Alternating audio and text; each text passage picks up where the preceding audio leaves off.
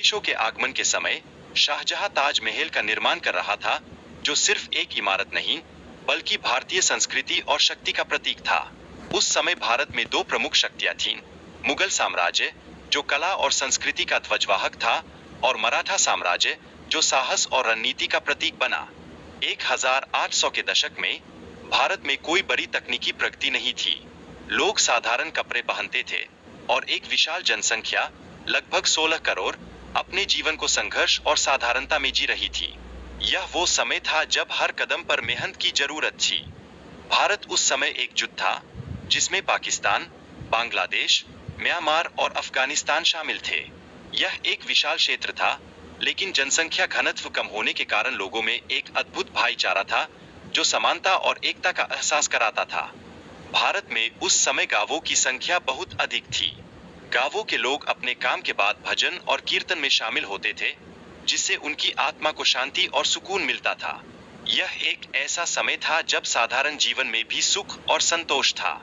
शहरों में अधिकांश लोग मिलों में श्रमिक के रूप में काम करते थे। उस समय की मेहनत और परिस्थितियां आज के मुकाबले बहुत कठिन थीं।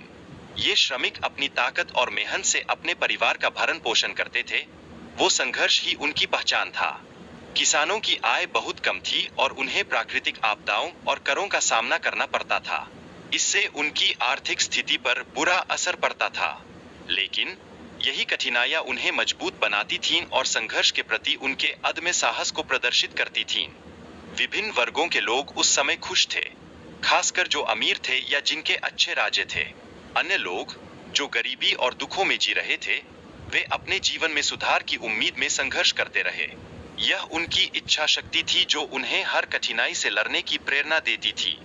उस समय शिक्षा की स्थिति बहुत खराब थी, जिसमें 10 में से 1 पुरुष और 1 में से 1 महिला शिक्षित नहीं थी। गांवों में यह स्थिति और भी गंभीर थी। लेकिन जागरूकता और चुनौती का यह समय था जो एक बदलाव की नींव रख रहा था।